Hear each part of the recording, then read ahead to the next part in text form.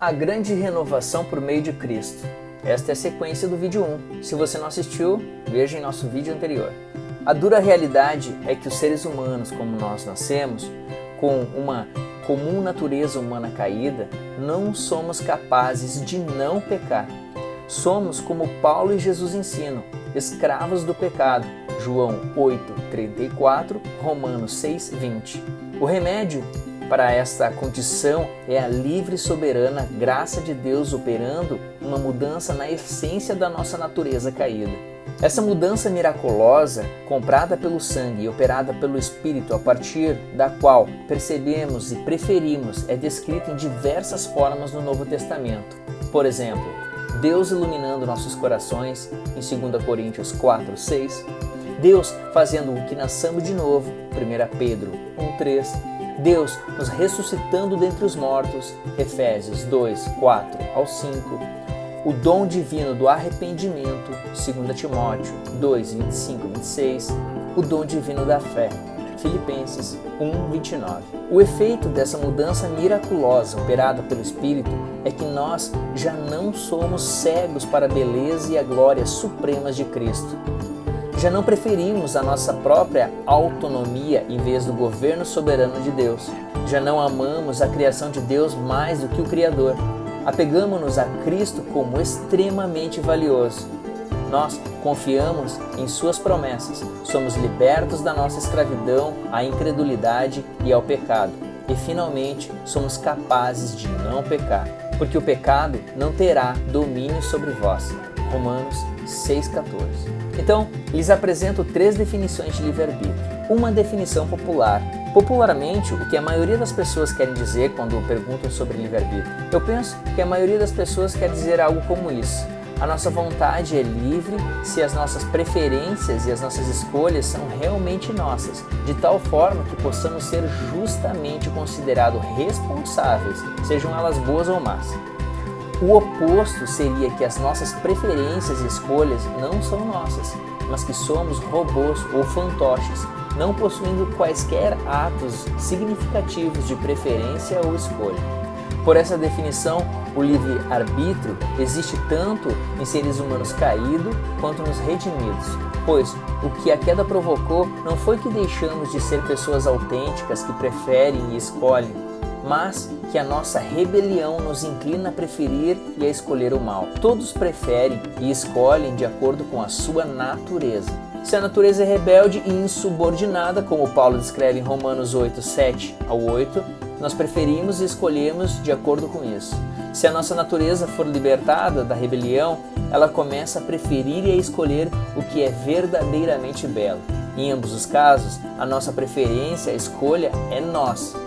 E somos responsáveis, sejam elas boas ou más. Agora, uma definição bíblica. A segunda definição de livre-arbítrio, expressa na linguagem de Jesus e de Paulo, é essa. A vontade humana é livre quando não está sob a escravidão de preferir e escolher irracionalmente. Ela é livre quando é libertada de preferir o que é infinitamente menos preferível do que Deus e de escolher o que levará à destruição. O oposto dessa visão seria que tais preferências e escolhas irracionais e suicidas devem ser chamadas de liberdade. Com base nessa definição, somente aqueles que nascem de novo têm livre-arbítrio. Esta é a forma que Jesus definiu a noção de liberdade em João 8:32. Conheceis a verdade e a verdade vos libertará. E esta é a maneira como Paulo fala sobre a liberdade em Romanos 6. Mas, graças a Deus, porque outrora escravos do pecado, contudo viestes a obedecer de coração a forma de doutrina a que fostes entregue. E, uma vez libertados do pecado, fostes feitos servos da justiça. Romanos 6:17-18. Agora, a definição mais técnica de livre-arbítrio que algumas pessoas usam é essa. Nós temos livre-arbítrio se em última instância ou decisivamente nós autodeterminamos, e as únicas preferências e escolhas pelas quais podemos ser responsabilizados são aquelas nas quais finalmente ou decisivamente nos autodeterminamos. A palavra-chave aqui é finalmente e decisivamente. A questão não é apenas que as escolhas são autodeterminadas, mas que o eu é o final ou decisivo determinador de si mesmo. O oposto dessa definição seria que Deus é o único ser em que, em última análise, determina a si mesmo, e Ele mesmo é finalmente o ordenador de todas as coisas, incluindo todas as coisas, embora existam muitas ou diversas outras coisas ou causas intervenientes. Nessa definição, nenhum ser humano tem livre-arbítrio, em tempo algum. Em última análise, nem antes ou após a queda, ou no céu, as criaturas determinam a si mesmas. Há grandes níveis de autodeterminação, como a Bíblia evidencia frequentemente, mas o homem nunca é a causa final ou decisiva de suas preferências e escolhas. Quando a agência do homem e a agência de Deus são comparadas, ambas são reais, mas a de Deus é decisiva. Todavia, e aqui está um mistério que faz que muitos tropecem, Deus é decisivo de tal forma que a agência do homem é real e a sua responsabilidade permanece. Mas isso é inconcebível? Eu digo que muitos tropeçam nisso porque eles o consideram como inconcebível. A minha perspectiva é que a Bíblia ensina a compatibilidade entre a decisiva soberania de Deus e a responsabilidade do homem. Se isso parece inconcebível para você, eu pediria que você não permita que isso impeça de crer no que a Bíblia ensina. Mas pode ser útil fazer uma tentativa de ajudar a dar sentido a tudo isso. Os atos de uma pessoa podem ser justamente considerados louváveis ou condenáveis se eles fluem de uma natureza boa ou má que o inclina apenas a um caminho. Aqui está parte da resposta de João Calvino a essa objeção.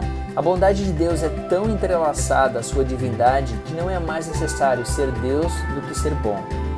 Enquanto que o diabo, por sua queda, tanto se alienou da bondade que nada pode fazer, senão o mal. Se alguém mencionar a zombaria profana de que pouco louvor é devido a Deus por uma bondade a que ele é compelido, não é óbvio que cada homem responda, abre aspas, não é devido a forçosa compulsão, mas a uma bondade infinita, que ele não pode fazer o mal?